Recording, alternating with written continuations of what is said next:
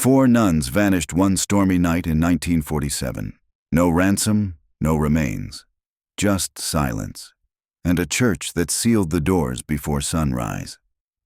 78 years later, an investigative historian unearths the truth buried beneath the river, a truth the church swore never existed.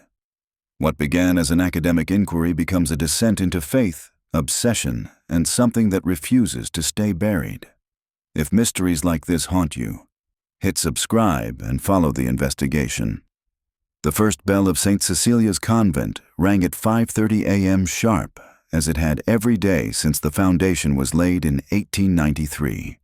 By 6, the second bell would call the sisters to morning prayer, and by 7, they would be in the chapel, their voices a soft river of chant weaving through the stone nave. But on the morning of April 17, 1947, the second bell never sounded. Sister Agnes was the first to notice. Her small chamber overlooked the west courtyard, and the silence struck her before the dawn light had even reached the window. She wrapped her shawl tighter around her shoulders, the chill of spring clinging to her bones, and listened. The chapel bell rope should have moved with the rhythm of devotion by now, but there was nothing. When she stepped into the corridor, the air was wrong. Still, thick. The smell of wax and incense clung too strongly, as if the night had never ended. She knocked gently on the first door she passed. Sister Miriam's cell. No answer. Another, Sister Ruth's. Silence again. The unease crept in like a slow frost. By the time Mother Superior Helena emerged from her room, the convent had fallen into a whispering confusion. Doors were opened, beds found unslept in, candles discovered burned down to pools of wax. "Where are they?" someone murmured. No one answered. 4 nuns, Sisters Miriam, Ruth, Claire, and Beatrice, were missing. Their habits still hung on the pegs in the laundry, their rosaries laid on the nightstands beside folded prayer books. Every door leading outside had been locked from within. By noon, Father Benedict from the adjoining parish had arrived, his face pale as he crossed the threshold. He walked the corridors with the Mother Superior, pausing at each open cell. The women of Saint Cecilia's followed in silence, their soft-soled shoes whispering against the stone floor. "Perhaps they left in the night?" he suggested weakly. Mother Helena's eyes were tired, almost resigned. Without their shoes, without their veils. "No, Father, our sisters don't leave. If they're gone, then something else stayed in their place." In the chapel, the last candle still burned, its flame small and defiant. On the altar lay an opened Bible, its pages stiffened with wax drips and the faint imprint of a hand pressed into the margin. The verse visible beneath the handprint read, "And the light shineth in darkness, and the darkness comprehended it not." John 1:5. Outside, the rain began to fall, steady, cleansing, relentless. By dusk, the police from Waco had cordoned off the convent. The press arrived within the hour, flashbulbs cutting through the mist as headlines were already being written. 4 nuns vanish from Texas convent. Police baffled. Yet behind those iron gates, the investigation met silence. The church requested privacy. Witnesses were discouraged from speaking. Files disappeared. Within weeks, the case was quietly shelved. Decades later, when the convent was sold to the diocese and most of the original buildings demolished, a construction worker claimed he found something sealed behind the foundation wall. A rosary twisted into a shape that no one could explain, and a note in faded ink that read only one word: "Confess." He turned it in to the local police. The item never made it to evidence. Rain swept across the Texas hill country like a gray veil, soft at first, then harder, needling the windshield of Dr. Evelyn Hart's rental sedan. The wipers thudded a slow rhythm as she followed the narrow county road toward the crumbling spire that had once crowned Saint Cecilia's convent. She had spent 15 years studying post-war disappearances within religious institutions, And Saint Cecilia's was the case that refused to let her go. The official file ended with the words, "Insufficient evidence." Yet an unsigned letter mailed to her university last month contained only a photocopy of an old photograph, 4 nuns standing in sunlight, and a handwritten note. "Come before they tear it down." The walls, remember, the convent grounds were mostly rubble now. The diocese had sold the land to a private developer, and demolition crews had already gutted half the chapel. Evelyn parked beside a temporary fence and showed her credentials to the foreman, who waved her through with a look that mixed curiosity and pity. "You've got an hour before we start back up," he warned. "Watch your step in there." Floors are like paper. Inside, the air smelled of lime dust and mildew. Sunlight filtered through the skeletal roof beams, tracing pale bars across the cracked tiles. Evelyn's boots echoed as she crossed what had once been the nave. Birds had nested where candles once burned. She took out her small recorder. "Field note," she murmured. "Saint Cecilia's Convent, April 12, 2025. Site partially demolished. Objective: locate any surviving archival material before disposal." A sharp clang echoed from somewhere beyond the choir stalls. She froze, pulse quickening. Probably a loose sheet of metal, she told herself. Still, the place felt occupied. Not by people exactly, but by memory itself. In the corner near what remained of the sacristy door, she found a rust-stained cabinet half buried in debris. Its drawers were swollen with moisture, but one slid open under her tug. Inside lay parish registers, water-damaged but intact, and a bundle of personal journals tied with a brittle ribbon. The first page bore the neat, looping script of Sister Miriam Lowell, 1946. Evelyn sat on a fallen beam and read by the gray light, December 3rd, 1946. Sister Beatrice hears voices when the bells are silent. We think it is the wind, but the wind does not call names. She looked up, heart hammering. Voices. The legend had always included rumors of auditory miracles, whispers at dawn. But here it was in the nun's own hand. A sudden gust blew through the broken windows, scattering pages across the floor like frightened doves. Evelyn lunged to catch them, knees striking the tile. As she gathered the papers, she noticed something wedged beneath the cabinet, a wooden crucifix wrapped in linen. The cloth was mottled dark with age, and stitched along one edge were the initials CR, Sister Claire Ronan. She recorded softly, "Possible personal relic of Sister Claire. Evidence of concealment." Then she stopped speaking because she realized she was not alone. A figure stood in the doorway. An elderly man in a work coat, cap in hand. His face was deeply lined, eyes clouded but alert. "You shouldn't be in here, miss," he said, voice trembling with both authority and fear. "I have permission," Evelyn replied. "I'm with the university archives." He nodded slowly. "University, huh? They sent one before, back in the 70s. Never came back." Evelyn studied him. "Were you here then?" He hesitated, then stepped closer. "Name's Raymond Cobb. I was the caretaker after the sisters left. Kept the place from falling apart, mostly, till it didn't matter no more." She gestured to the ruins. "Do you remember the day they disappeared?" Raymond's gaze drifted toward the roofless choir. "I remember the smell.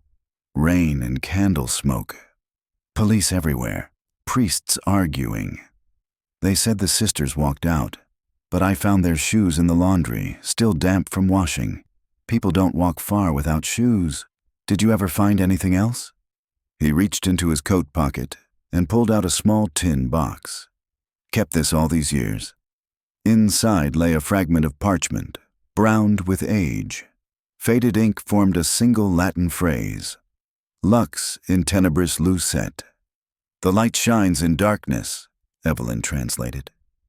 Raymond nodded. "Same verse they found open on the altar. Some things don't change," thunder rolled in the distance. Evelyn slipped the parchment into an evidence sleeve, aware of the gravity of touching something that had survived both faith and secrecy. "Why keep it?" she asked. "Because they told me to burn it," he said. "And I wanted to see what truth the fire wasn't supposed to touch." They stood in silence until the foreman's shout carried from outside. "Time's up! We're bringing the walls down!" Raymond turned to leave, but paused at the threshold. "If you're smart, you'll let them finish the job." Some prayers weren't meant to be answered. Evelyn watched him vanish into the rain, then looked back at the cabinet. She couldn't shake the feeling that something else waited beneath the rubble, something deliberately buried. As the first swing of a wrecking ball boomed through the chapel, dust exploded around her in a white storm. She clutched the journals to her chest and ran for the door, coughing as the air filled with centuries of silence finally breaking apart. Outside, the bell tower shuddered, then collapsed in on itself. The sound was both ending and beginning. She opened her notebook, hands still shaking, and wrote, "The case of the 4 vanished sisters. Reactivation date. Today." The next morning, Austin's light came gray and hesitant through the curtains of Evelyn Hart's rented flat. Her desk was covered in last night's debris, mud-flecked notebooks, crumbling paper sleeves, her recorder still flashing red. She hadn't slept much. Each time she closed her eyes, she saw the convent collapsing in slow motion, the bell tower falling like a severed limb, the air thick with white dust and whispers. Coffee steamed beside her laptop. She opened the digital scans she'd taken before midnight, adjusting the brightness on Sister Miriam's diary pages. The ink had bled, but fragments remained legible. March 1947. Sister Claire says the new confessor asks too many questions. He writes down what we say in confession. She fears it is not for God, but for men. April 10th. There is talk of transfer. Mother Helena says obedience protects us. Yet my dreams are filled with thunder, and the faces of angels turned away. Evelyn frowned. A confessor? There was no record of a priest assigned to Saint Cecilia's in 1947, other than Father Benedict. She made a note to check diocesan rosters later. Her email pinged, an unfamiliar address. Subject line, "You found them, didn't you?" The message contained no body, only an attachment, a high-resolution scan of an old black-and-white photograph. Evelyn hesitated before opening it. The image resolved slowly. A group of 5 women in habits, standing in the convent garden. 4 she recognized immediately. The missing sisters. The 5th stood slightly apart, face half in shadow, veil darker than the rest. At the bottom of the photo, written in ink nearly lost to time, Saint Cecilia's retreat, March 1947, 5th sister, unidentified. Her pulse quickened. All historical records listed only 8 nuns at Saint Cecilia's during that year, none unnamed. Whoever took this photograph had captured a person who, officially, didn't exist. Evelyn zoomed in.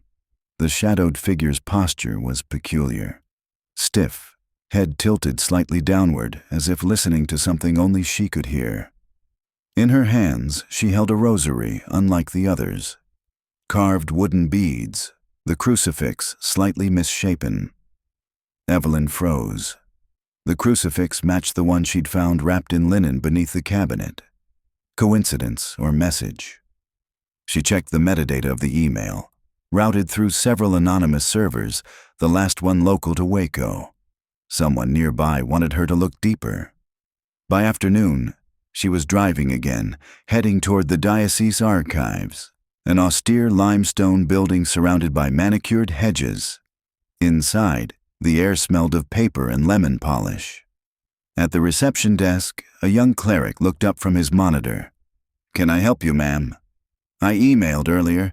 Dr. Evelyn Hart, University of Texas. I requested access to the post-war parish records of Saint Cecilia's Convent." He checked the list. "Ah, yes. You'll be meeting Father Adrian." Father Adrian appeared a few minutes later. Late 50s, polite, his collar perfectly straight. He led her through the archives, long aisles of shelved files and faint Gregorian chant playing from somewhere unseen. "You're interested in the 1947 incident," he said without looking at her. "We get a few inquiries every decade or so. Tragic, really tragic and unresolved." Evelyn replied, "I'm hoping to review any correspondence between Saint Cecilia's and the diocese prior to April of that year." He nodded slowly. Some of those records were lost in a flood. Others were sealed. Internal church discretion. Sometimes the past serves better in silence. Evelyn stopped walking. "Father, I'm not here to sensationalize." 4 women disappeared, and the church closed its doors around the truth. "Don't you think faith deserves honesty?" He studied her for a long moment, then sighed. "Wait here." He disappeared through a side door and returned with a slim, dust-covered box marked Restricted, SC47. He set it on the table and slid it toward her. "You have 1 hour. Nothing leaves this room." Inside were letters, confession summaries, and a small envelope of photographs. Evelyn's hands trembled as she sorted through them.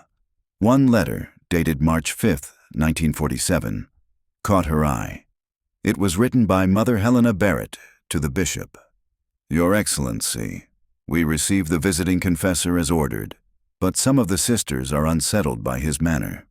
His sermons dwell on purification through disappearance. I fear misunderstanding. Please advise. Purification through disappearance." The phrase chilled her. She looked at the envelope of photographs. 7 in total. 5 matched the one emailed to her earlier. One, however, showed only a corridor, light spilling from a cracked door, and the edge of a black veil disappearing around a corner. On the back, a faint pencil note read, "Taken April 16th, 1947. Last sighting of Sister Beatrice." Evelyn's recorder was already running. "Subject photographed night before disappearance," she whispered. "Possible involvement of visiting priest." Father Adrian's voice interrupted her thoughts. "You shouldn't take those notes out of context," he said softly. "Some events resist explanation." She met his gaze. "That's exactly why they need one." He smiled sadly. "The church survives on mystery. Scholars survive on evidence. We serve different gods, Dr. Hart." As she left the archives, the sky was already bruising toward twilight. On the passenger seat lay a copy of the photograph with the 5th nun. She noticed something she hadn't before. Etched faintly in the background wall behind the women was a shape, almost erased by age. A cross carved upside down. Her phone buzzed. Unknown number again. She answered. A man's voice, gravelly, almost whispering. "If you want to know what happened to them, come to the River Chapel tonight. Midnight. Bring the photograph." The line went dead. Evelyn sat in her car, heart pounding, staring at her reflection in the darkened window. Outside, the evening bells of Austin began to ring, slow, deliberate, hauntingly familiar. The river cut through the valley like a vein of mercury, reflecting what little moonlight managed to break through the clouds. Evelyn parked her car on the gravel shoulder beside the old bridge, killed the headlights, and sat in silence. The rhythmic rush of water below carried an uncanny calm, masking the unease crawling beneath her ribs. The map she'd pulled from the diocesan archives showed the river chapel of St. Veronica 2 miles south of the demolished convent. Long abandoned, built before the turn of the century, now swallowed by floodplain. Few locals even remembered it, but the voice on the phone had been clear. Midnight. Bring the photograph. Her watch read 11:47. She tucked the copied photo of the 5 nuns into a folder, wrapped her raincoat tight, and stepped into the night. The path toward the chapel wound through thick underbrush and skeletal trees. Wind hissed through the branches, carrying the faint metallic scent of water and decay. A quarter mile in, she saw it.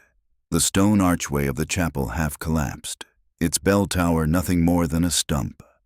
Moonlight poured through the broken roof, illuminating the altar that still stood, tilted but defiant. Someone was already there. A figure knelt before the altar, motionless, head bowed. A flashlight lay beside them, its beam grazing the floor in a trembling circle. Evelyn hesitated, then stepped forward slowly, boots crunching on gravel. "Hello?" The figure lifted their head. An old man, face gaunt, hair white, eyes sharp even in the half-light. He wore a tattered clerical collar. "You came," he said. His voice was the same one from the phone, rough, weary, almost relieved. "Who are you?" Evelyn asked. "My name doesn't matter." "Once, they called me Brother Isaac. I was a novice at Saint Cecilia's when the sisters disappeared." Evelyn's heart thudded. "You were there?" "That night." He nodded slowly. "And I've been paying for it ever since." He gestured for her to sit on one of the fallen pews. She obeyed, careful, recorder still in her pocket. The air smelled of damp stone and mold. "Why contact me?" she asked. "Because they're about to destroy the last thing left of the truth," Isaac said. "And once it's gone, no one will remember what the church buried." He reached into his coat and pulled out a small tin container, rusted, dented, tied shut with twine. He placed it on the pew between them. "This belonged to Sister Beatrice. I took it from her cell the night she vanished." Evelyn hesitated, then untied the twine. Inside were several items: a rosary missing its cross, a piece of parchment, and a faded photograph identical to hers. But this one had something hers didn't. The shadowed fifth nun's face was visible, faintly overexposed, yet discernible.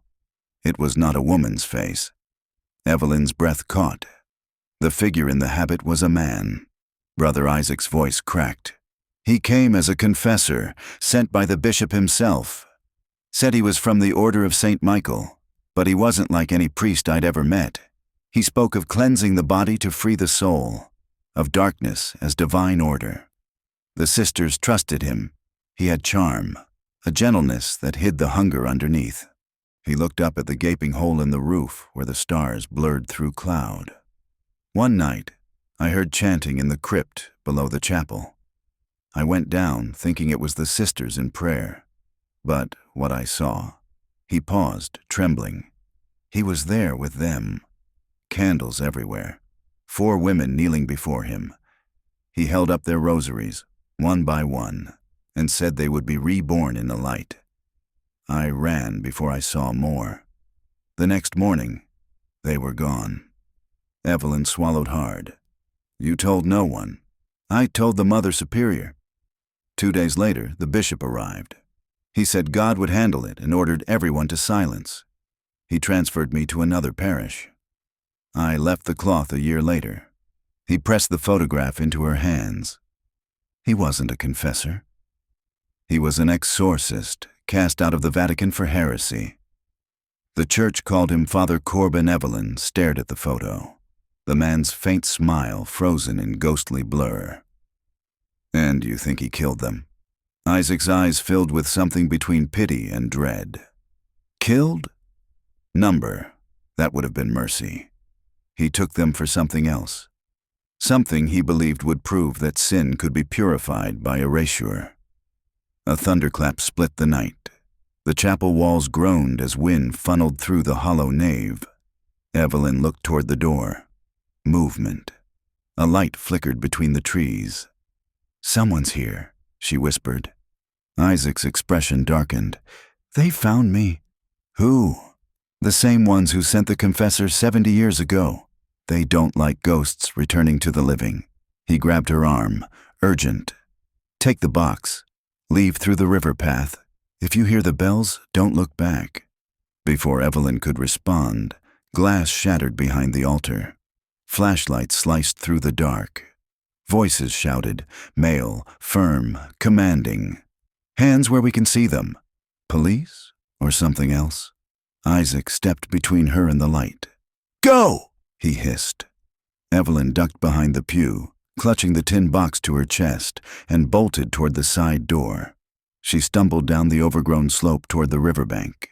Behind her came the crack of gunfire, 2 sharp reports, then silence. She didn't stop running until her boots hit the muddy edge of the river. Rain began again, heavy and cold, masking her ragged breath. She looked back once. The chapel glowed faintly with torchlight. Her phone buzzed in her pocket. Unknown number.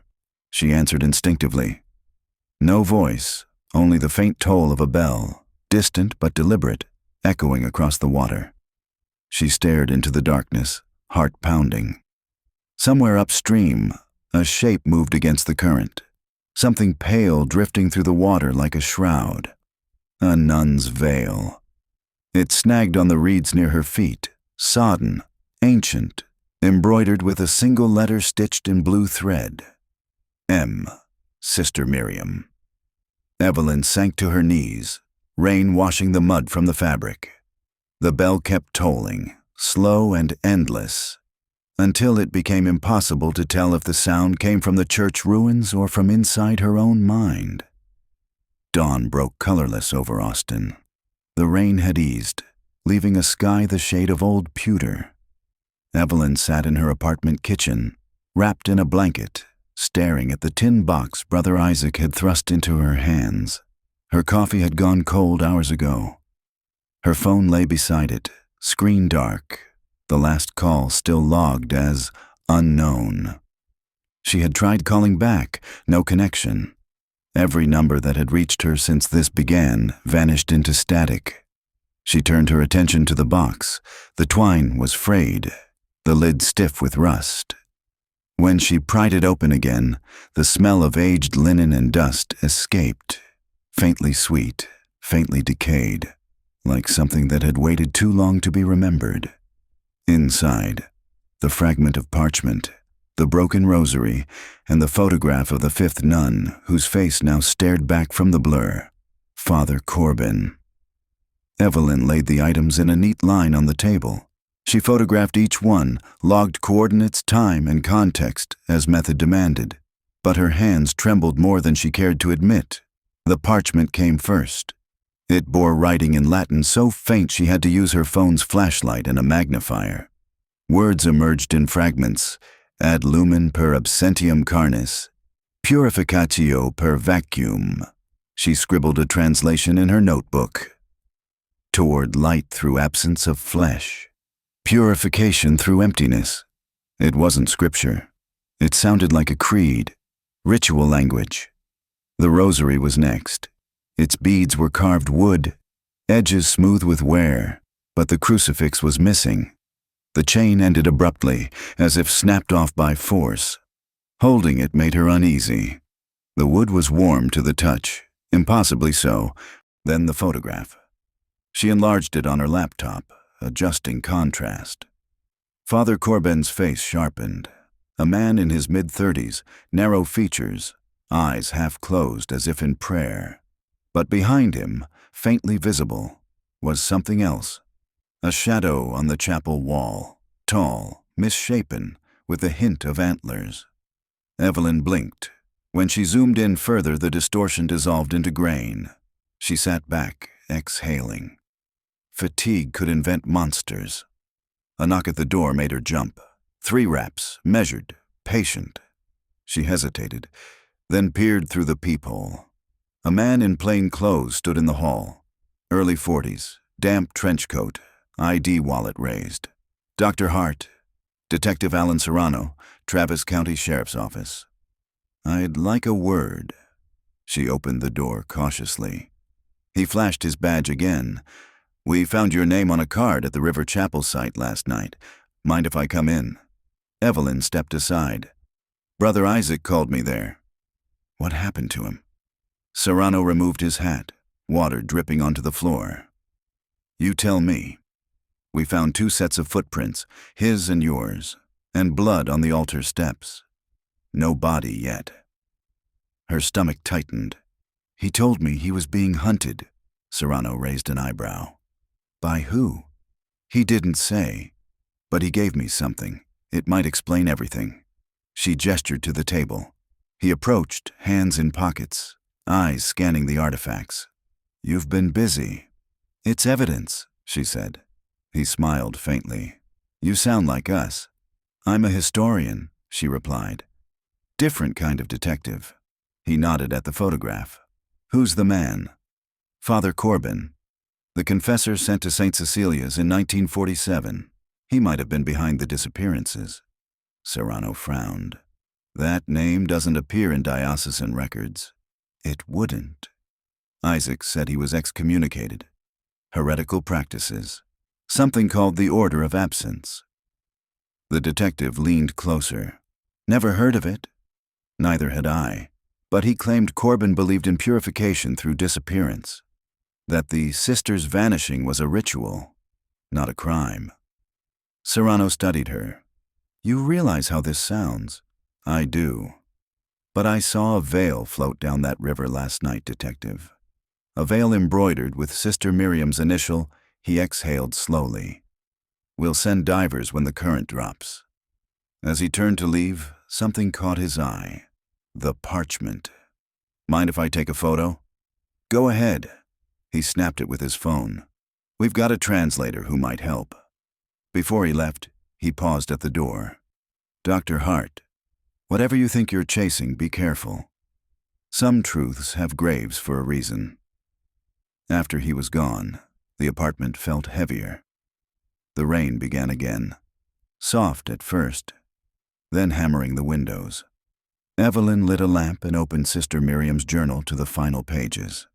April 15th.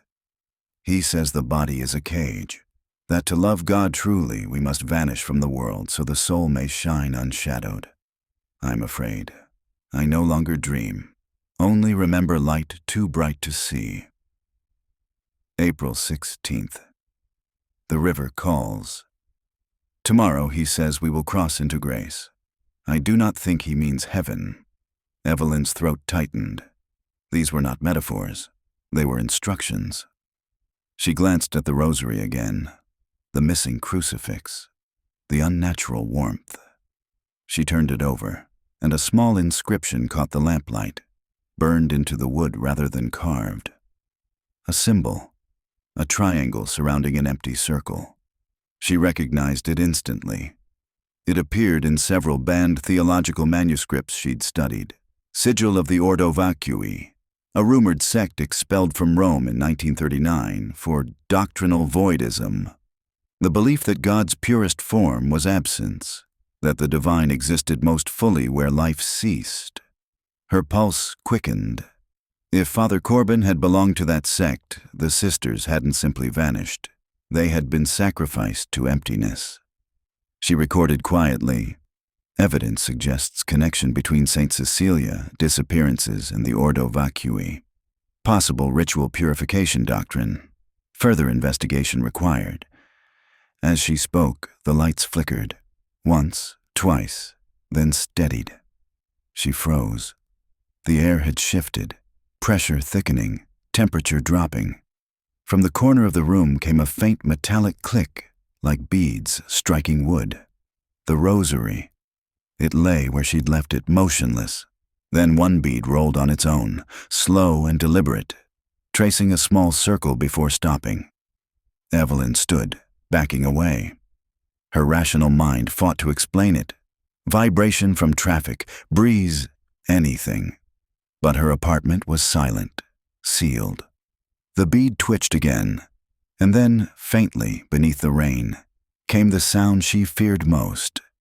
The low toll of a bell, distant but clear, counting 3 slow notes. 3, the number of vows, poverty, chastity, obedience. Her voice shook as she whispered into the recorder. Audible phenomenon, possible acoustic carryover from local church, time code 0217. A knock interrupted her, sharp, sudden, echoing through the apartment. She turned. The door was ajar. She was sure she'd locked it. On the floor just inside lay an envelope, damp with rain. No name, only a crimson wax seal pressed with the same triangle and circle symbol as the rosary. Inside was a single sheet of paper, handwritten in immaculate script.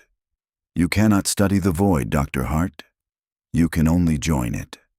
The paper smelled faintly of incense and river water. Outside, somewhere far off, the bells began again. The rain eased by mid-morning, leaving the city glazed and quiet. Evelyn drove west through narrow streets, still slick from the storm, the windshield wipers ticking in slow rhythm. The red envelope lay on the passenger seat like a wound she couldn't ignore. She'd spent the dawn hours digging through university databases and obscure theological indices. And one name kept surfacing beneath different guises: Ordo Vacui. A handful of records linked the sect to a small seminary near Waco that had closed abruptly in 1950. Its files transferred to a place called the House of Records, a diocesan storage facility built from the bones of an old rectory. That was where she was going now. The building appeared at the end of a quiet street, 3 stories of soot-black stone with boarded windows and a wrought iron gate bearing a rusted plaque: Archivum Sanctorum. No signage, no cars. Only a single light glowed behind the frosted glass door. Evelyn pressed the buzzer. After a pause, a voice crackled through the speaker. "State your purpose." "Dr. Evelyn Hart, University of Texas. I have diocesan clearance from Father Adrian." A moment's silence, then the lock clicked. "5 minutes," the voice said. Inside, the air smelled of candle wax and dust. Shelves rose like pillars, stacked with unlabeled boxes. A woman in a gray habit emerged from the shadows. Mid-40s, sharp-featured, eyes the color of ash. "I'm Sister Lenora," she said, "custodian of restricted archives. You said you were looking for post-war seminary transfers?"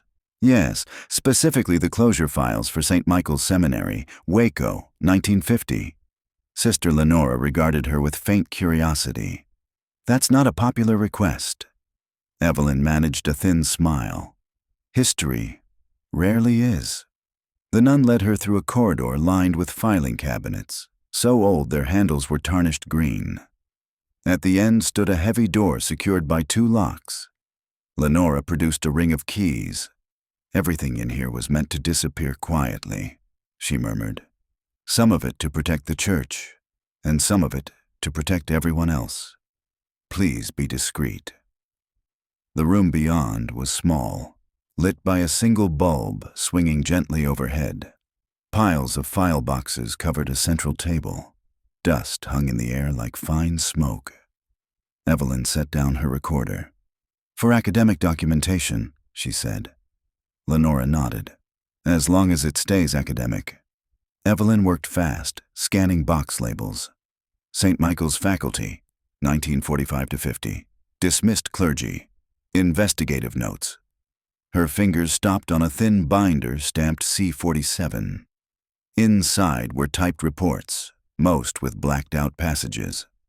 The first page carried a heading that made her pulse quicken. Subject: Corben, Matthias A., formerly Pfarrer. She read aloud under her breath. Expelled from Pontifical Order of St. Michael, 1939, for propagation of doctrine of negation. Re-entered United States under civilian alias. Unauthorized ministry reported at Saint Cecilia's Convent, April 1947. Disposition, sealed by episcopal order. There was a photograph clipped to the report. A younger Corben in clerical collar, gaze intense, almost serene.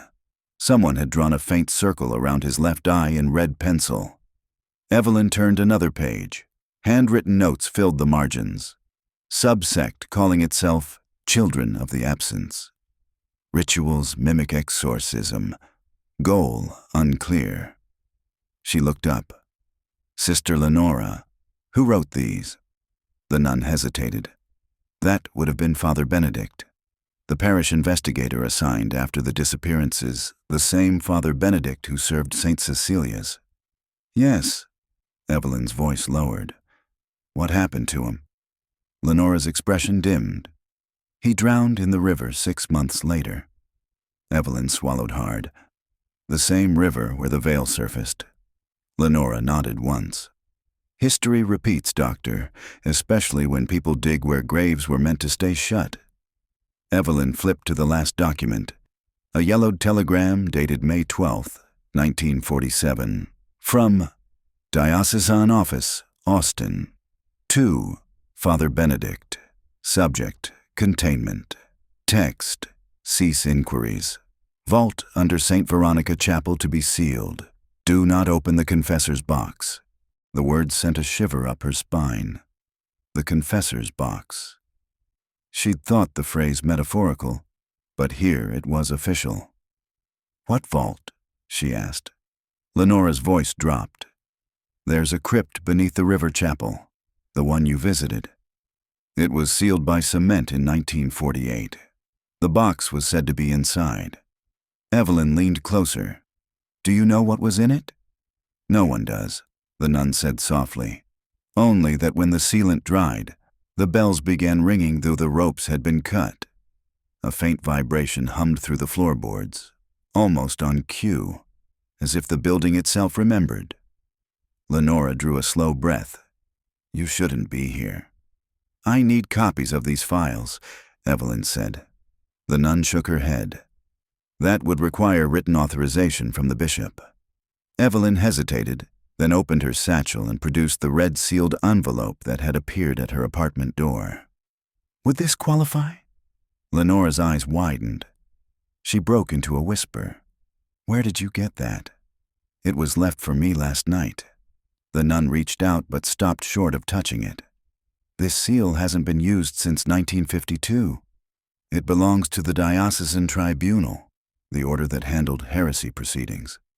Whatever you're entangled in, it didn't end with Corbin. Evelyn folded the envelope away. All the more reason to finish it. Lenora stepped back toward the door. Take what you need. And pray you never find the vault. When the door closed behind her, the bulb overhead flickered. Evelyn gathered the Corbin file, slipped several photocopies into her folder, and turned to leave. But movement caught her eye, something shifting behind a shelf. She froze. A thin line of light seeped through a crack in the wall. She pushed the shelf aside. It groaned against the floor. Behind it, half hidden, was a narrow wooden panel. Scratched into its surface was the same triangle and circle emblem burned into the rosary. Her heartbeat quickened. She pressed gently. The panel gave way, revealing a recess barely big enough for a shoebox. Inside lay a small wooden chest, blackened by age, a silver cross inlaid on its lid, its design identical to the missing crucifix from the broken rosary. Etched beneath the cross were Latin words, non aperiatur nisi in veritate, open only in truth. Evelyn exhaled. The confessor's box. She lifted it free. The wood was cold, heavier than expected. Something shifted inside, a soft clink, like metal against glass. Her phone buzzed suddenly, startling her. Caller ID, Detective Serrano. She answered, still staring at the box. Dr. Hart, he said, breath quick. We've found a body at the River Chapel site. Male, elderly, gunshot wound. Could be your brother Isaac. Evelyn closed her eyes. I understand. One more thing, Serrano added. We pulled a fragment from his pocket, a page from a journal. It has your name on it. What does it say? Just one line. He paused. Bring the box home. The call ended. Evelyn looked down at the chest in her hands. The faint smell of river water rose from the seams. Outside, the first church bell of noon began to toll. Slow, deliberate, impossibly distant. The St. Veronica Chapel stood forgotten at the far end of the river's bend, where the cypress trees leaned low enough to touch the water. Once a place of pilgrimage, it was now a ruin. A sagging roof line, boarded windows, its bell tower choked with vines. Detective Serrano parked beside Evelyn's car in the gravel lot. The noon heat shimmered, carrying the smell of damp earth and stone. You sure this is the place? He asked, eyeing the chapel's crooked cross. Father Benedict's notes mentioned a vault under here, she replied, and Isaac's message said, Bring the box home. This is the only place that makes sense. Serrano looked unconvinced. The site's condemned. You realize we're trespassing on church property. Evelyn lifted the small wooden chest from her bag. So was Brother Isaac. He sighed. All right. But if this floor caves in, I'm blaming you. They entered through the broken door. Dust motes swirled in the dim light filtering through cracked stained glass. The air smelled faintly metallic, like blood and stone. Evelyn's footsteps echoed as she approached the altar, its marble surface fractured, the crucifix missing from its mount. This place hasn't been touched in decades, Serrano said quietly. Evelyn knelt and brushed dust away from the floor tiles. Beneath years of grime, faint carvings emerged, Latin inscriptions encircling the altar base. Sub carne, lux, sub lux, silentium. Beneath flesh, light. Beneath light, silence, she translated. Serrano frowned. Cryptic. Literal, she said. There's something below. He watched as she ran her hands along the seam where altar met floor. The stone shifted slightly under pressure, revealing a narrow gap. Serrano crouched, shone his flashlight inside, and exhaled. There's a ladder. Evelyn's heart thudded. Help me move it. Together they slid the altar aside, revealing a square opening leading into blackness. A stale gust of air rose up, smelling of mildew and candle soot. You really want to go down there? Serrano asked. Do you? He smirked faintly. After last night, I don't let civilians into crypts alone. He went first, flashlight beam slicing the dark, boots clanging against rusted rungs. Evelyn followed, the box slung across her shoulder. The shaft descended 15 feet before opening into a narrow passage of stone, walls slick with condensation. Their footsteps echoed softly as they moved forward. Old plaques lined the walls, names eroded by time. Evelyn brushed one clean enough to read, Sister Miriam E. Her voice trembled. She's here. Serrano panned his light across the corridor. More plaques followed. Sister Agnes, Sister Ruth, Sister Claire. 4 in total. Beneath them, shallow alcoves sealed by concrete. This must be where they buried them after the investigation, Serrano said. Evelyn shook her head. No, their bodies were never recovered. These are memorials, not graves. Ahead, the corridor widened into a small chamber. The ceiling arched low, black with soot. At its center stood a massive iron door embossed with a triangle encircling an empty circle. The same symbol, Serrano muttered. The Ordo Vacui, Evelyn whispered. The vault Father Benedict was ordered to seal. The door had no handle, only a single keyhole. Evelyn reached into her bag and retrieved the crucifix fragment from the rosary. Its base was shaped like a key. She looked at Serrano. If I'm right. He raised a hand. Wait, we should call this in first. She met his gaze steadily. If we do, it'll be sealed again. Forever. After a long pause, he nodded. All right, but we do this together. Evelyn inserted the crucifix into the keyhole. It fit perfectly. A metallic click echoed, followed by a low groan as the mechanism shifted. The door swung inward with surprising ease. The vault beyond was circular, lined with shelves that once held reliquaries but now sat empty. In the center stood a stone table draped in rotted linen. Candles, long melted into puddles, surrounded it. Evelyn's breath caught. It's an altar. Serrano stepped closer, sweeping his light across the walls. Symbols were carved everywhere. Circles within triangles, Latin phrases looping endlessly. Ad lumen per absentium carnis. The same phrase from the parchment, she murmured. On the altar lay a small pile of objects, 4 veils, brittle and yellowed, and a 5th item wrapped in cloth. Evelyn reached out and unwrapped it carefully. Inside was a glass vial sealed with wax. The liquid inside shimmered faintly, dark as ink. A tag hung from the neck, inscribed in faded script, Corben. Serrano leaned in. You think that's his remains? Or something he used? Suddenly, the temperature dropped. Serrano's breath misted. What the hell? The candles, long dead, flickered to life. Their flames burned blue. A low hum filled the chamber, like distant chanting beneath water. The walls seemed to pulse with it. Evelyn gripped the box tighter against her chest. "Detective," she whispered, "we're not alone." From the shadows beyond the altar, a figure emerged, draped in tattered vestments, face hidden beneath a veil of dust. The air rippled around him, bending the candlelight. Serrano drew his weapon. "Stay back." The figure didn't move closer, only raised a hand in benediction.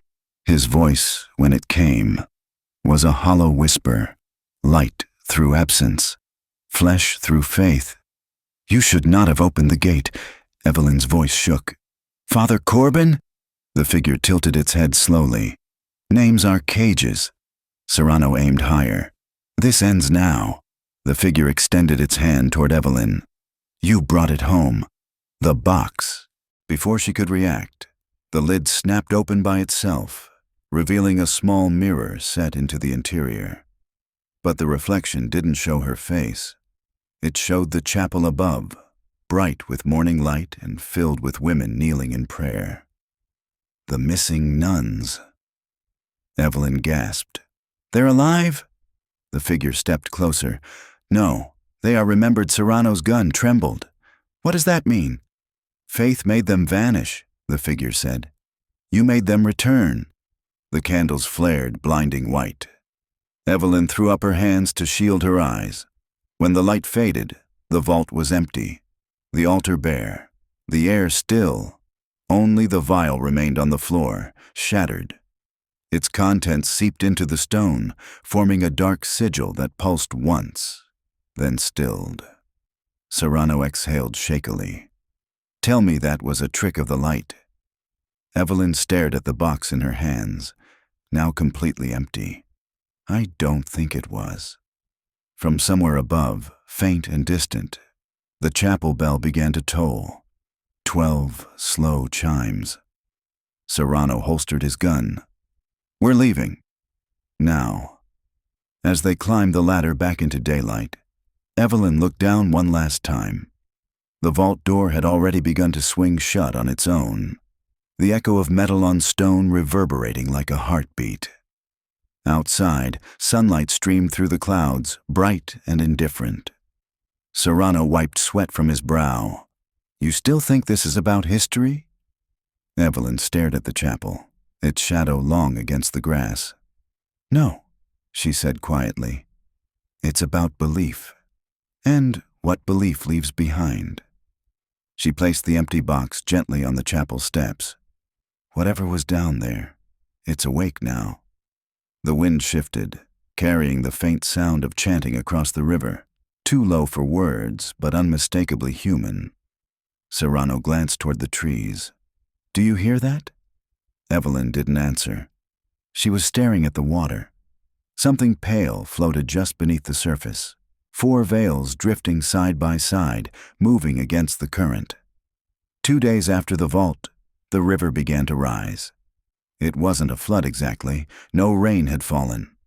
But the current thickened, darkened, as if carrying silt from someplace older than Earth. Evelyn watched from the police tape stretched across the chapel's bank while rescue crews pulled another object from the water. It wasn't a body this time.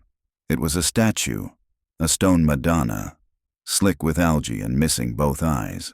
Detective Serrano stood beside her, coffee cooling in his hand. "Same coordinates as where we found the veils yesterday," he said. "It was buried in the riverbed." "She was meant to stay under," Evelyn murmured. "Something's pushing everything back up." He studied her profile. "You think it's connected to that vault?" "I think we unsealed more than stone." Behind them, technicians logged samples and photographs. Every few minutes, a diver surfaced, shaking his head. Nothing more found yet. But each time the current stirred, the bells of St. Veronica gave a faint, answering tremor. By afternoon, the church arrived. 2 black sedans and a van marked Diocesan Inquiry Office rolled up the gravel road. Out stepped a tall priest in immaculate black, a thin silver chain glinting beneath his collar. His face was pale, angular, composed. "Dr. Hart," he said before she could speak, "I'm Father Alaric DeVoe, appointed by the Archdiocese to oversee containment." Containment. The word sent a small chill through her. Detective Serrano flashed his badge. "Containment of what, Father?" DeVoe's eyes lingered on the detective a moment too long. "Of confusion. Rumor spreads faster than truth." He turned to Evelyn. "You removed a prohibited artifact from church grounds. We will require its return." "It's empty now," she said, surprised by the steadiness of her voice. DeVoe's lips curved faintly. "Artifacts are never truly empty. Please surrender it." She glanced toward the chapel steps where the box had rested after they fled the vault. But it was gone. Only the imprint of its shape remained in dust. "I left it right there," she said. "Then someone retrieved it," DeVoe replied. "All the more reason to ensure no further disturbances." He gestured toward the water, where the statue still glistened on the mud bank. "God buries what man should not remember." Serrano folded his arms. "With respect, Father, this is still a homicide investigation. We're not closing the site." DeVoe's smile didn't reach his eyes. "Of course. I'll see to the spiritual perimeter while you chase your evidence."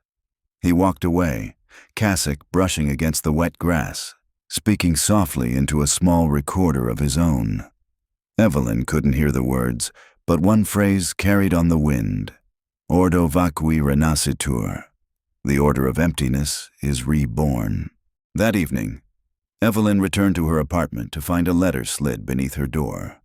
No seal this time, only a smear of river mud across the envelope. Inside, a single Polaroid. It showed the empty crypt they had entered, the altar, the walls. But now a shadow stood where Corbin had appeared, arms raised as if blessing an unseen congregation. On the back, in neat handwriting, "You brought them back. Now return what is theirs." Her hands trembled. She called Serrano. "I just got another message," she said. He sighed on the other end. "I'll send a unit." "No." "Meet me at the station. There's something you need to see." At the precinct, she spread the Polaroid across the conference table beside the photocopied files from the House of Records. Serrano leaned over them. "These were sealed for a reason." "I know. But look at the handwriting on the back of the photo she slid over one of Father Benedict's notes from 1947. The script matched perfectly." Serrano frowned. "He's been dead 75 years. Unless someone's imitating him, or something is." He ran a hand through his hair. "You realize how this sounds in a report? Then write it as pattern repetition," she said. "Phenomenological recurrence. Don't call it haunting." He almost smiled. "You academics have a word for everything." Before he could continue, the lights flickered. Monitors along the wall glitched. Static. Then a single frame of distorted footage.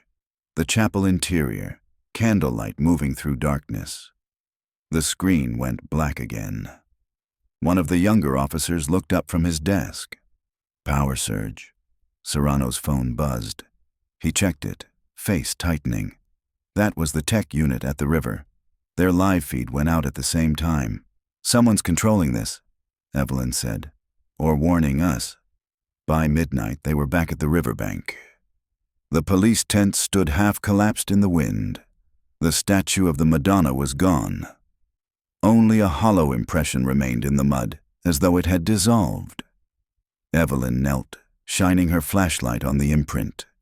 Inside it, water pooled, not clear, but dark, viscous, and faintly luminous. "Detective," she whispered. "It's moving." The liquid pulsed, sending small ripples outward, though there was no breeze. Then, slowly, letters formed in the surface, as if written by invisible fingers. CORBEN. Serrano backed away. "We're pulling out." But Evelyn couldn't move. The letters spread, rearranging themselves into a phrase. "Doom 'em ready, bring home." The same words found on Isaac's note. A sudden crash behind them, the chapel door slamming open though no one was inside. Wind howled through the rafters, carrying fragments of chanting. Evelyn turned to Serrano. "It's drawing everything back." He grabbed her arm. "Then we end it before it finishes." They ran toward the chapel, flashlights cutting through the dark. Inside, puddles reflected the stained glass like fragments of flame. The altar they'd moved days before stood in place again, perfectly centered, no sign of the vault entrance. Serrano hammered at the marble with a crowbar, grunting. It sealed from below. Evelyn's light caught on something new, symbols freshly carved into the altar's base. Circles within triangles, identical to those in the vault, still wet as though etched moments ago. "They're rewriting it," she breathed, "erasing the seal we made." The floor began to tremble. Dust rained from the rafters. Through the open doorway, the river surged higher, lapping at the threshold. Serrano shouted over the noise, "We need to leave." Evelyn hesitated. On the altar, between the carvings, a small wooden shape protruded, a hinge, familiar. The box. She reached for it just as the lights blew out. Everything went silent. Then a voice whispered behind her ear, neither male nor female, soft as breath. "The river remembers its own." Cold water brushed her ankles. When she turned, Serrano's flashlight lay submerged, beam flickering through rising floodwater that now poured through the doorway like a living thing. Evelyn grabbed the box and stumbled toward the exit. Serrano pulled her through as the chapel's doors slammed shut behind them with a force that shook the ground. They collapsed on the wet grass outside, gasping. The water stopped at the threshold, as if respecting an invisible boundary. The bells began to ring again, this time from beneath the ground, their tone distorted, metallic, unholy. Serrano sat up slowly. "If that's the return," he said hoarsely, "what comes next?" Evelyn opened the box. Inside, for the first time, something glowed. 4 silver rosary beads and a scrap of fabric, river wet and marked with a faint embroidered letter, M. She whispered, "Miriam." The wind carried the sound down the river, and far off, answering softly, came another voice, feminine, distant, singing an old hymn no one had sung since 1947. By dawn, the flood had receded, leaving behind a slick film on the grass like oil on water. The air felt charged, metallic. Evelyn and Serrano sat in his car overlooking the chapel ruins, wrapped in the kind of silence that comes after something you can't explain. Neither had slept. Evelyn turned the box over in her lap. Inside, the 4 rosary beads still gleamed faintly, even though she'd dried them hours ago. Every so often they would tremble together, as if drawn by an invisible pulse. Serrano stared at them. "You sure you didn't put batteries in that thing?" She almost smiled. "If faith had circuitry, the church would have patented it by now." He rubbed his temples. "I'm starting to think faith and crime scenes shouldn't mix." "They always mix," she said. "One just hides the other." He gave her a look, half amusement, half concern. "You need rest." But she couldn't stop thinking about the hymn she'd heard the night before, how the voice had seemed to come from everywhere at once. A song Sister Miriam had written in her diary weeks before vanishing. "Beneath the river's skin we pray, for light to find us when we fade." Evelyn whispered the words without realizing. The beads pulsed again, brighter this time, casting small halos of silver across the dashboard. Serrano flinched. "You're seeing that too, right?" "Yes." The glow faded as quickly as it came, leaving the faint scent of burning incense. Serrano exhaled. "We need help. Someone who understands symbols, rituals, something beyond my pay grade." Evelyn nodded slowly. "There's one person." Father Adrian. He gave me access to the archives.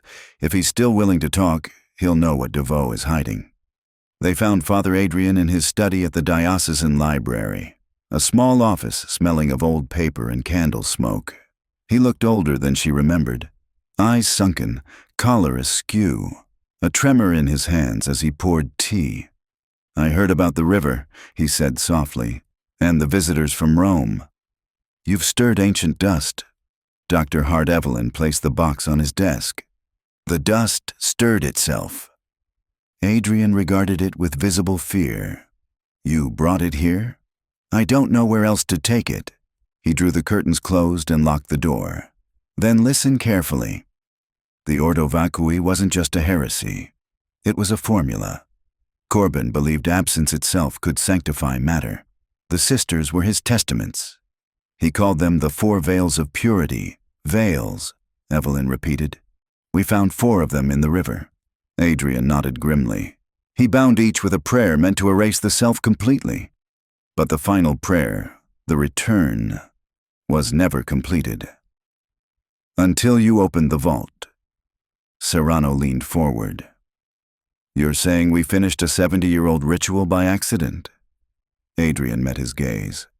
"Not finished." Restarted the box, rattled softly on the table. All 3 froze.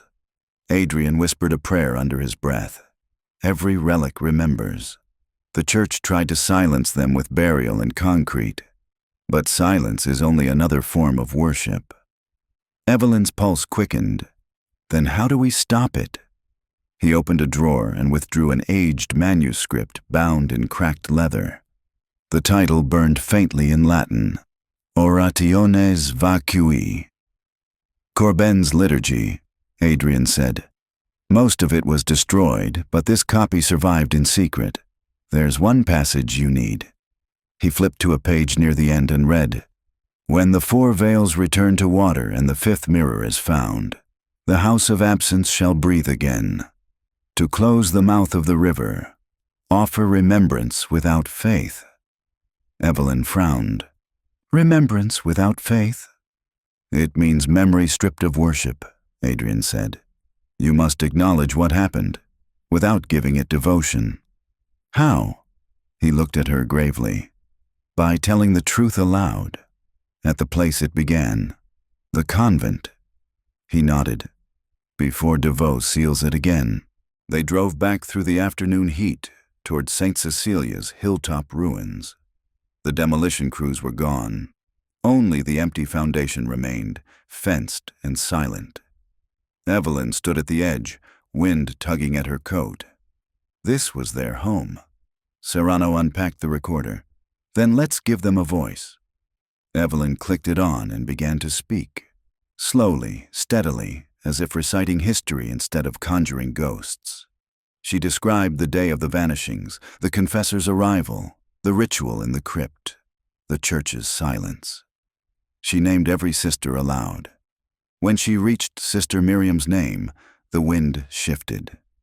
A shimmer rose from the hollow foundation, faint as heat haze. 4 shapes, vague, luminous, stood in the air before her, veils trailing like mist. Serrano whispered, "Holy." "Keep filming," she said. The figures didn't move closer. They simply waited. Evelyn opened the box. The 4 beads glowed again, answering. Adrian's words echoed in her head. "Offer remembrance without faith." She stepped forward, voice shaking. "I remember you." "I don't worship you. I remember your truth." The wind howled. The figures flickered, then began to fade, dissolving into silver motes that drifted toward the river valley below. For a moment, everything was still. Then the ground trembled, a low vibration, like the tolling of a bell miles beneath the earth. Serrano caught her arm. "It's working, or ending. I can't tell which." Light burst upward from the foundation, blinding white, then collapsed inward, leaving only dust and silence. When Evelyn opened her eyes, the box was gone. That night she sat alone on her balcony, recording her notes. Field note: Saint Cecilia's site now inert. Apparitions dispersed. The box disintegrated during closure. Detective Serrano will file a secular report listing geological instability as cause. Father Adrian refuses to comment. She paused, looking toward the distant river. Moonlight traced a thin silver ribbon across its surface. The bells didn't ring that night, but as she turned off the recorder, a faint voice rose from the dark, female, serene, whispering the same hymn again. Beneath the river's skin we pray, for light to find us when we fade. The sound faded into the wind, leaving her unsure if she'd truly heard it or if memory itself was still speaking. Evelyn leaned back, exhausted, tears drying on her cheeks. "Rest now," she whispered. "All of you." For the first time since she'd opened the vault, the night felt clean. No static in the air, no pulse beneath the silence. Yet far below, where the river curved like a serpent, something glimmered briefly before sinking, a reflection perhaps, or the echo of a veil. 3 days later, Evelyn was summoned to the archdiocesan office. The letter came printed on thick cream paper, the seal embossed in scarlet wax. Tribunal Ecclesiasticus. The tone was polite, the command unmistakable. Detective Serrano offered to go with her, but she refused. "If they see a badge," she said, "they'll stop talking. I need them to think this is a confession, not an interrogation." He didn't argue, only pressed a small digital recorder into her palm. "Keep it running." The Tribunal's offices occupied an old Jesuit seminary on the city's north side, a labyrinth of marble halls and stained glass that caught the sun like blood. A receptionist led her to a chamber lined with dark wood paneling and a crucifix so large it dominated the wall. 3 men waited behind a curved desk. Father Devoe sat in the center, his hands folded neatly atop a black ledger. To his right, an older Monsignor whose face looked carved from wax. To his left, a younger priest with kind eyes but an expression carefully schooled to neutrality. Devoe gestured toward the single chair facing them. "Dr. Hart, we appreciate your punctuality." Evelyn sat, the recorder hidden in her sleeve, already rolling. "You said this was about the Saint Cecilia incident." Devoe inclined his head. "Incident implies chance. What occurred was Providence misread. You have interfered with consecrated history." "History doesn't belong to one institution," she said. "Truth does," he replied evenly. The Monsignor spoke next, voice brittle with age. "We reviewed your academic record. You've written extensively on faith and trauma. Tell us, do you believe knowledge redeems suffering?" Evelyn hesitated. "Knowledge illuminates it." "That's enough." The old man nodded faintly. "Then you understand why illumination can be dangerous." Devoe opened the ledger. "We've confirmed you entered restricted property, removed protected relics, and disseminated sealed documents. The church could pursue charges." "I didn't disseminate anything," Evelyn said. "I documented evidence of a crime." "Faith cannot commit crime," Devoe said. "Faith doesn't drown priests and bury nuns alive," she snapped. The young priest flinched. Devoe's gaze remained serene. "You speak of violence. We speak of sacrifice." Evelyn leaned forward. The sisters didn't volunteer for sacrifice. They were deceived by Corbin's doctrine, and by the church's silence. For the first time, something flickered behind Devoe's composure. "You think we created him? I think you hid him." A long pause. The Monsignor closed his eyes, murmuring a prayer. Devoe rose slowly, circling the table. "You've seen the box," he said. "You've heard the river. Tell me, what did you feel?" "Fear," she said simply. "Fear is faith's first step." He stopped behind her chair. Corbin's order believed the soul could only know God by shedding the illusion of self. The sisters' disappearance was their ascension. They were murdered. Devoe's voice dropped to a whisper. "Murder is merely the body's interpretation of transcendence." The younger priest shifted uncomfortably. "Father," DeVoe silenced him with a glance. "You claim to seek truth, Dr. Hart, yet you ignore what stands before you." The sister's prayers were answered. The veil returned. You were chosen to witness. Evelyn turned in her chair to face him. Chosen? You sent men to silence Isaac, to erase me. That isn't salvation, it's control. DeVoe smiled faintly. Control is the only way to keep the void contained. He moved back to the table, laying a small object on the wood, a triangular medallion engraved with the empty circle of the Ordo Vacui. "Do you know what this is?" "I've seen the symbol," she said. "This belonged to Father Corben. It was recovered from the river this morning." Evelyn's pulse spiked. "Recovered?" He nodded. "The water recedes, the past surfaces. Perhaps God is reminding us that nothing is ever truly lost." He slid the medallion toward her. "Take it."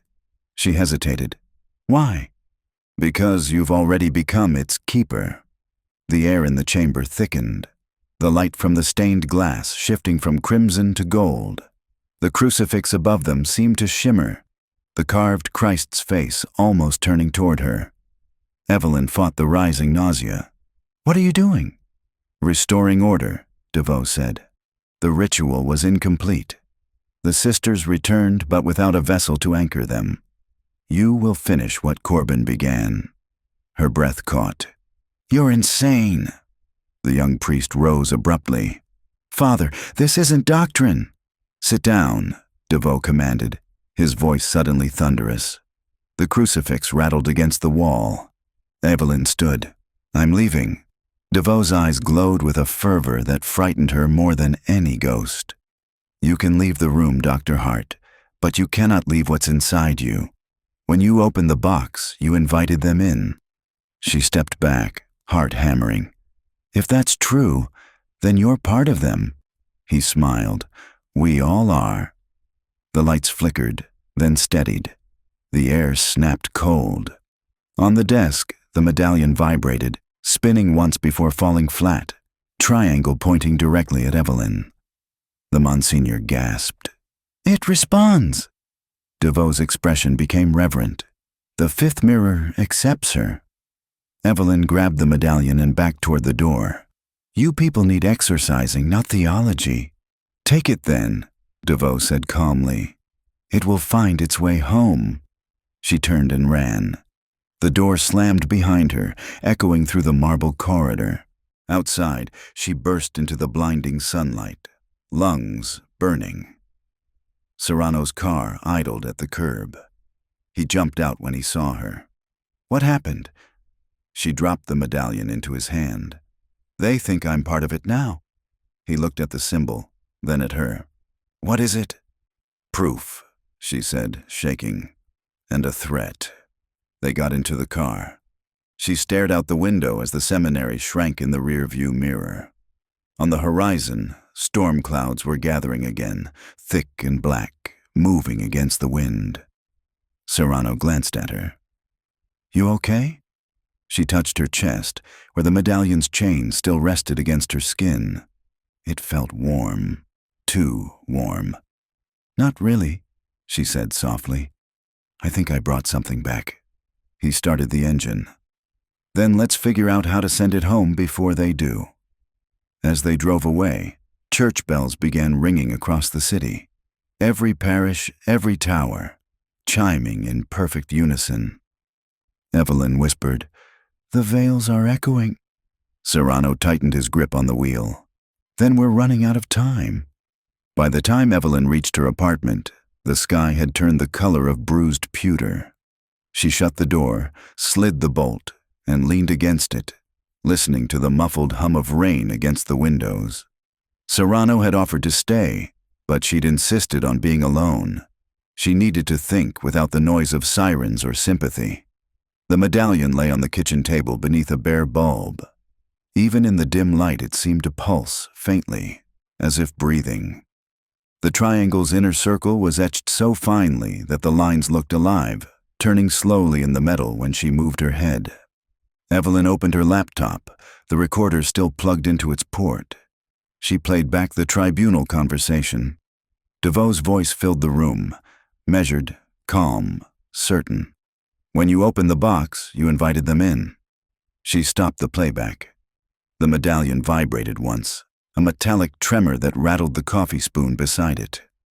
Evelyn froze, watching it settle. She whispered, "You're not supposed to move." Thunder rolled somewhere beyond the river. She reached for a magnifier and studied the edges.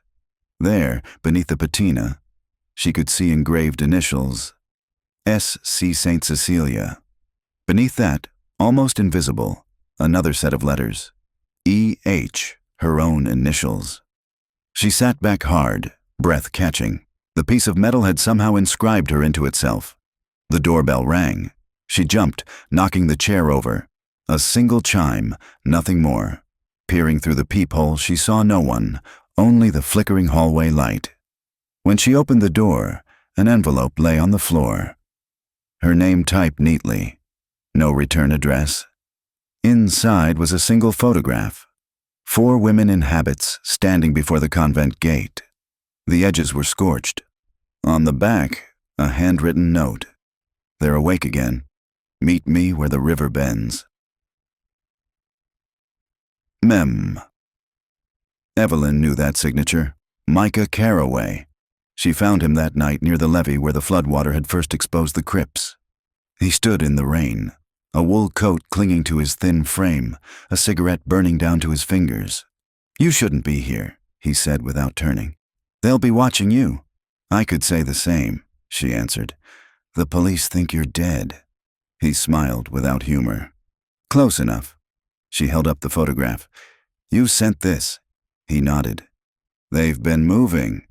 The river's dropping, revealing what Corbin buried. Not just the car, not just the bodies. The whole geometry. Geometry? "The fifth mirror," Micah said. Corbin drew it from older texts, reflections layered through sacrifice. The sisters were 4 of 5 points. The last was supposed to be him. But he vanished before the ritual closed, and now the church wants a substitute. He looked at her. "You." Evelyn felt the medallion heat against her chest beneath the coat. "Why me?" "Because you opened the box," he said softly. "Because it recognized you." They took shelter under the bridge as rain thickened to sheets. Micah unwrapped a bundle of papers, copies of journals, brittle photographs, pages from a 1947 diocesan investigation that had never reached the public. Corbin believed sound was the key, Micah explained.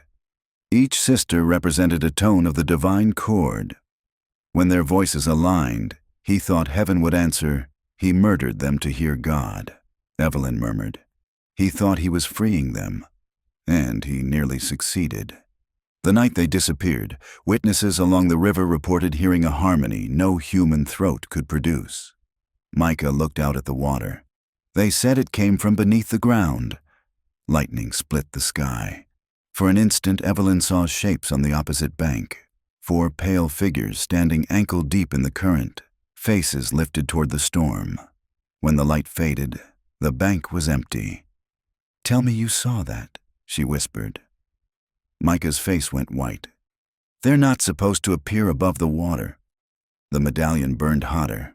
Evelyn pulled it from her neck and threw it into the mud. It hissed, steam rising where it struck. Micah grabbed her arm.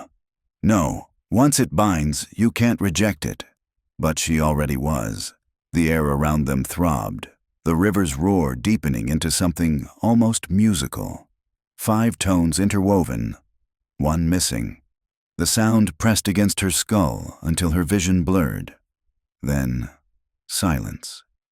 The rain ceased mid-drop, every droplet hanging motionless in the air for the space of a breath before falling again.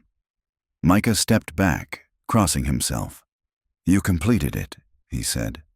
"I didn't do anything. You listened." He picked up the medallion. It was cool now, the symbol faintly glowing. The 5th mirror isn't an object. It's resonance, and it chose a human host. Evelyn felt hollow. as if her heartbeat had shifted out of rhythm with the world. What happens to the host? They see what's on the other side. He handed her the medallion. If you want to end it, you need to find where Corbin finished the first 4 points. There's a map inside the cathedral archives, but DeVoe will never let you near it. I'll find a way. Micah started to turn, then stopped. Be careful, Doctor. Once you see the reflection, it sees you too. At dawn, she returned to her apartment. The storm had passed, leaving the city glazed in pale light. On her answering machine, Serrano's voice crackled. We need to talk. The church called a press conference. They're announcing a miracle. Evelyn stared at the medallion. In its circle, she could now see faint outlines of 4 veiled women, their mouths open in eternal song. As the sun touched the metal, a 5th silhouette began to form, her own. The press conference was held inside the cathedral nave. Cameras lined the aisles. Light spilled from the rose window like molten glass. Reporters whispered as Father DeVoe stepped to the podium, flanked by the same younger priest from the tribunal. He looked neither triumphant nor apologetic, merely certain.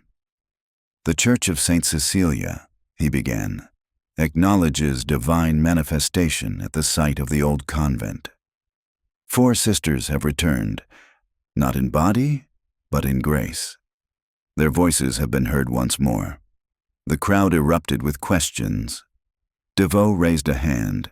There will be no further comment until the investigation concludes. Faith must breathe before it can speak. Evelyn watched from the back, hidden behind a marble column. Serrano stood beside her, his badge turned inward to avoid attention. They've rebranded a crime scene as a miracle, he murmured. They're trying to bury evidence in sanctity, she replied, and they're using me to do it. DeVoe's gaze swept the audience and stopped. For a second, their eyes met across the nave. He smiled, faint, priestly, knowing.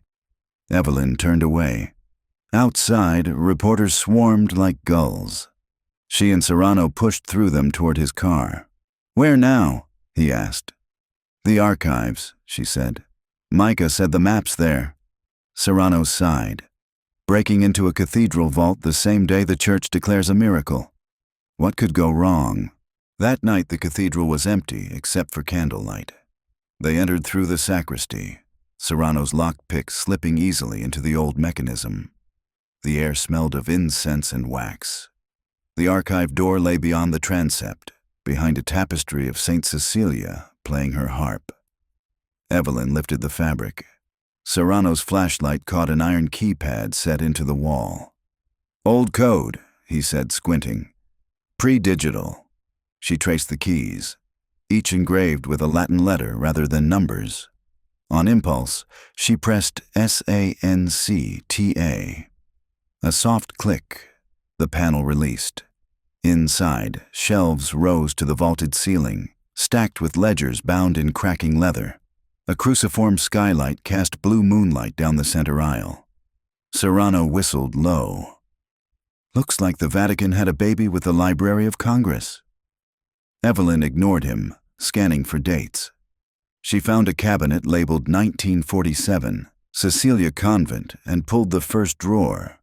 Within lay microfilm reels, correspondence, and a rolled vellum map sealed in wax.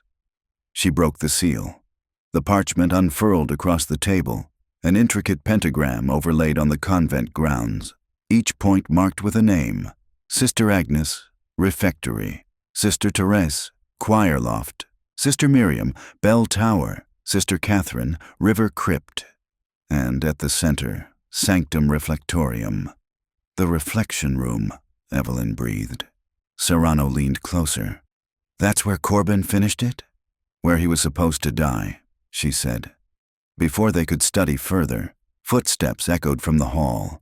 Evelyn snatched the map, blowing out the lantern. They ducked behind the stacks as the door opened. Light spilled in, and a Father DeVoe entered alone, carrying a candle. I know you're here, he said quietly. The archives remember every breath. Serrano gripped her arm. But she shook him off, stepping into the light.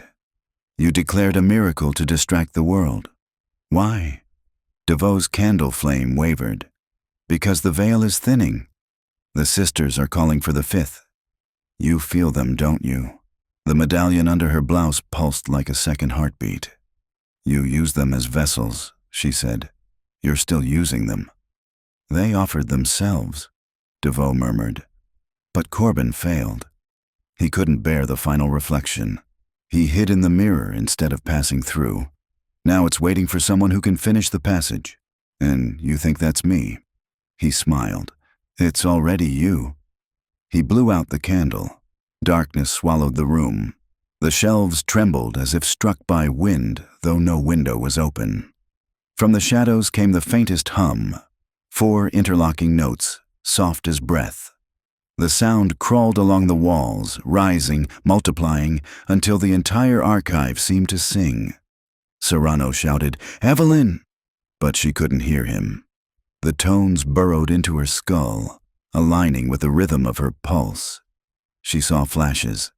Agnes kneeling by a bowl of water, Miriam hanging bells from her wrists, Catherine sinking beneath the river. Each image ended in silence and light. Then another voice joined them, a fifth, tentative, hers. The resonance grew unbearable. DeVoe's shape appeared through the blur. "See it," he whispered. "Open the reflection room." Evelyn stumbled back, clutching the map. "No." Serrano pulled her toward the door. The singing stopped as abruptly as it began.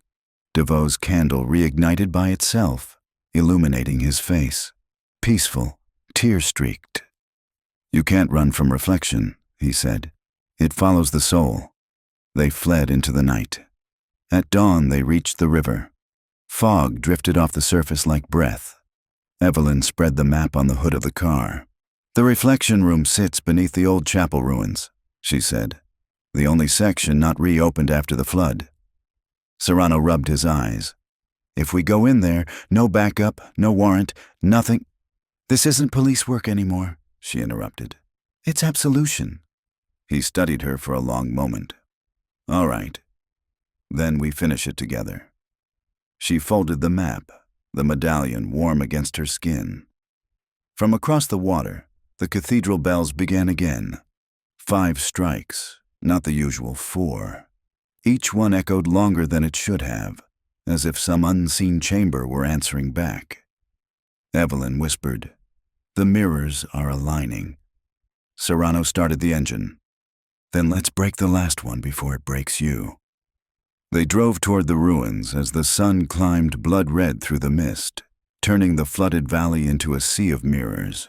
The road to the convent ruins wound through the floodplain like a scar.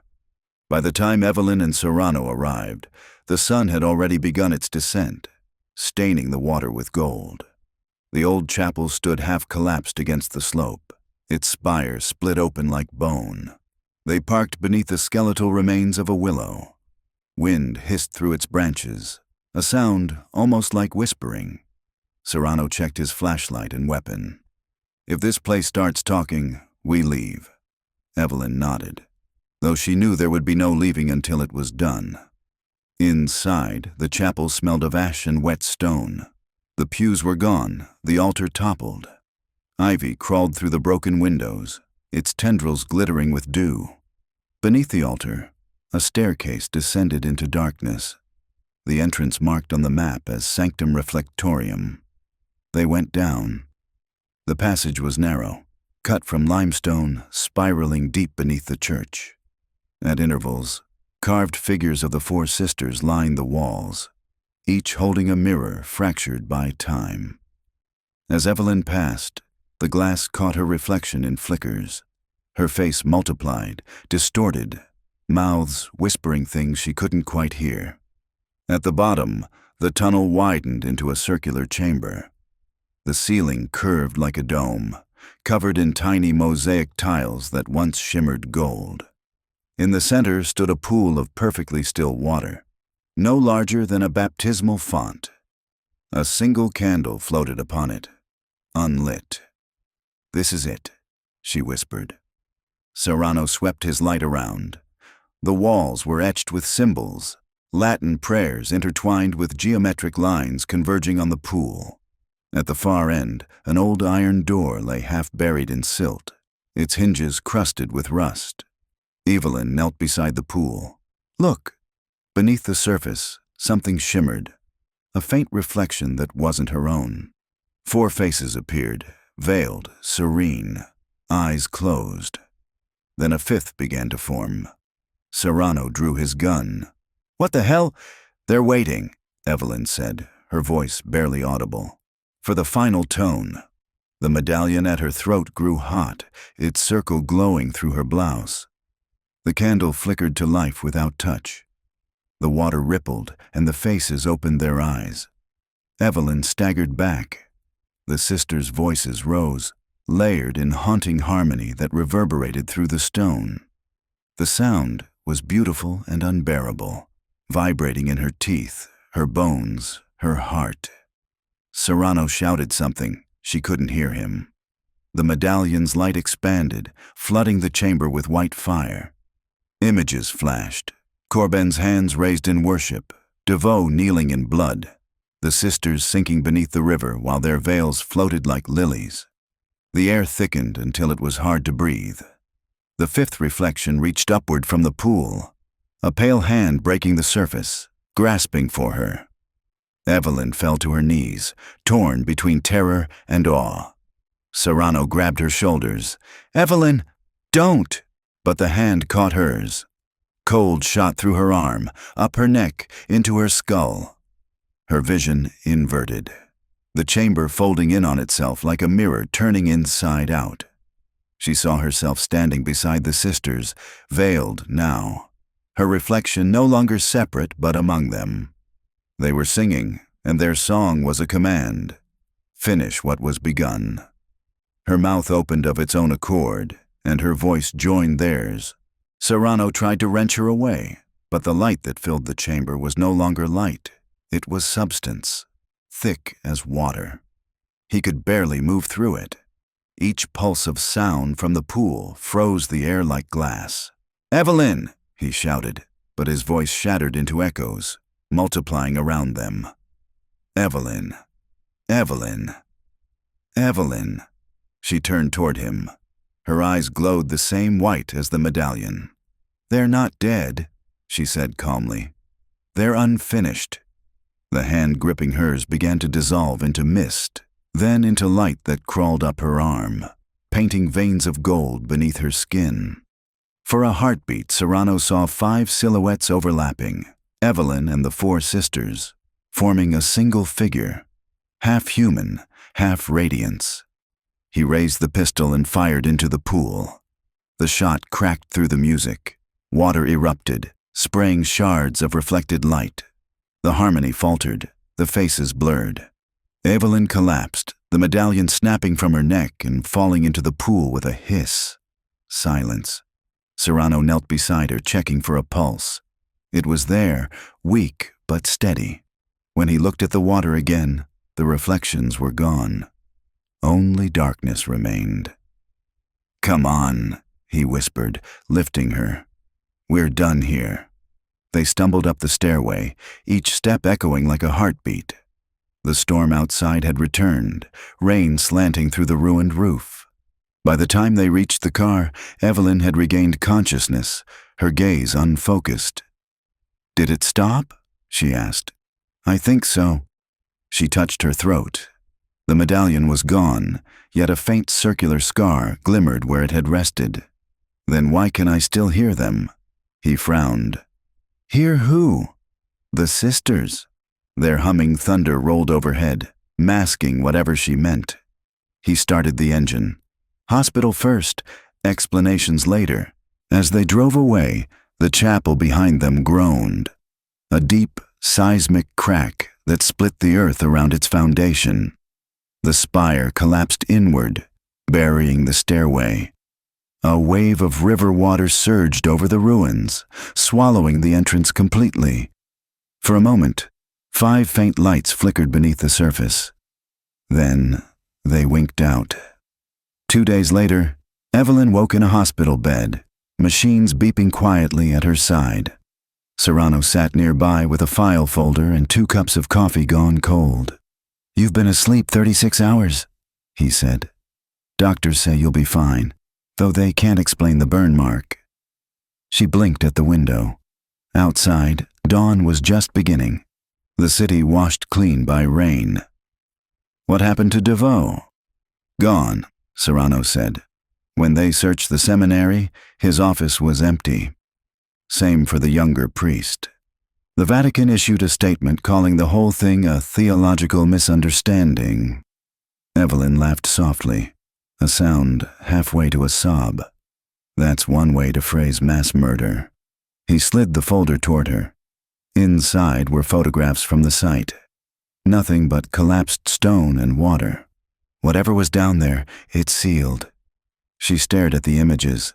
Beneath the surface of one photo, barely visible in the ripple, a pale shape curved like a hand reaching upward. "Do you see it?" she asked.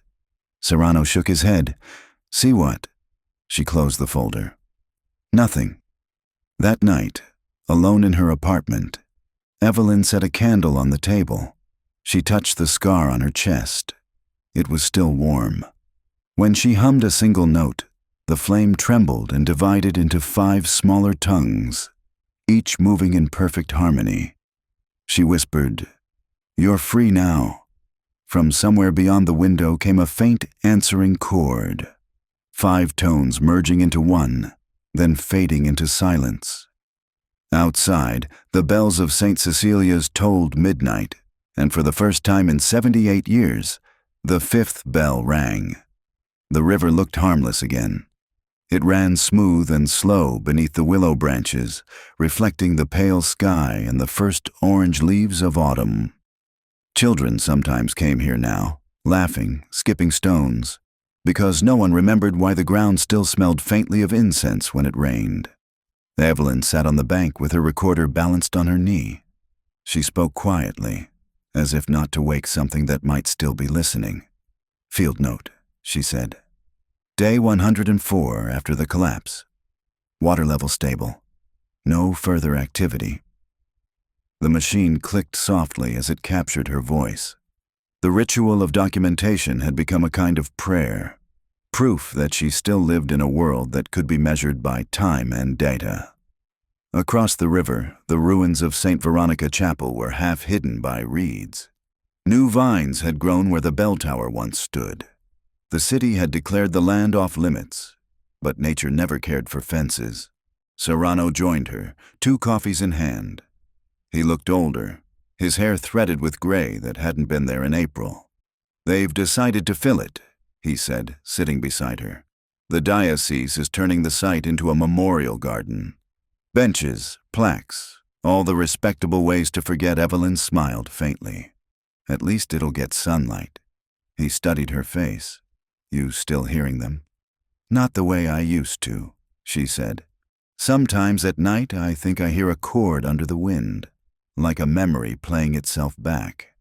But maybe that's just what silence sounds like after you've lived inside noise." He nodded. They drank in companionable quiet. A heron stalked the shallows, its reflection perfect on the glassy surface. After a while, Serrano asked, "You ever figure out what the 5th mirror really was?" She hesitated, watching the heron lift off, wings carving ripples across the water. "I think it was never a place," she said. "Not even an object. It was the moment someone looked at what the church tried to bury and refused to look away. Reflection as defiance." He chuckled. "So you close the ritual by telling the truth?" "That's the only kind of exorcism that works." A gust of wind rattled the reeds. She heard, or thought she heard, faint bells from somewhere downstream. 5 tones, soft, almost kind. Serrano didn't react. Maybe only she could hear them now. Later that evening, she walked alone along the floodplain. The sun had dipped low, and the water turned the color of wine. She carried a small wooden box. New wood, unfinished pine, containing 4 rosary beads and a torn scrap of blue fabric embroidered with an M. When she reached the bend where the current was gentlest, she knelt and opened the lid. "I kept my promise," she whispered. "You're remembered."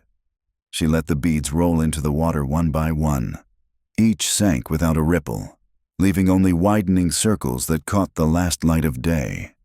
The scrap of fabric followed, twisting like a tiny sail before disappearing. For a heartbeat, the surface shimmered, 5 points of silver forming a star. Then it faded, and the river returned to ordinary motion. She waited, half expecting the bells to answer. None did. Maybe that was grace. When she returned home, the apartment felt still for the first time in months. The scar on her chest had faded to a faint white ring. She stood before the mirror above her desk, studying the reflection. It showed only her, a woman marked but intact. Yet, as she turned away, the faintest trace of movement lingered in the glass, a ripple, as though the image had exhaled. Evelyn didn't notice. She sat down and began to type her final report. The disappearance of the Sisters of Saint Cecilia's Convent, 1947, cannot be resolved by secular or sacred law. It exists somewhere between. The Church preserved the silence. The river preserved the memory. Both, in their way, are faithful. She paused, then added, "If faith is the act of believing in what you cannot see, then truth is the courage to see what you believed." She hit save. The file blinked onto her desktop under a simple name, The Vanishing Sisters. Outside, the night deepened. A storm gathered far off, but did not come closer. The city lights flickered across the water, scattering in perfect symmetry. 5 long reflections stretching toward the dark horizon. Some said later that on quiet nights near the river you could hear singing, faint and peaceful, threading through the rush of current. Others swore it was only wind in the reeds. Evelyn never argued either way. She moved to a small cottage upriver, taught classes again, and kept her windows open when it rained. Sometimes, when the thunder rolled just right, she would look up from her papers and imagine the sisters walking the riverbank in their pale veils, free of stone and silence, moving toward light. And then she would whisper the line that had followed her since the first night at the ruins. "Beneath the river's skin we pray, for light to find us when we fade." The words always made the candle on her desk flicker, as if agreeing. After that, she would close her notebook, blow out the flame, and listen. Not for ghosts, not for miracles, but for the ordinary rhythm of the river remembering everything it had carried away.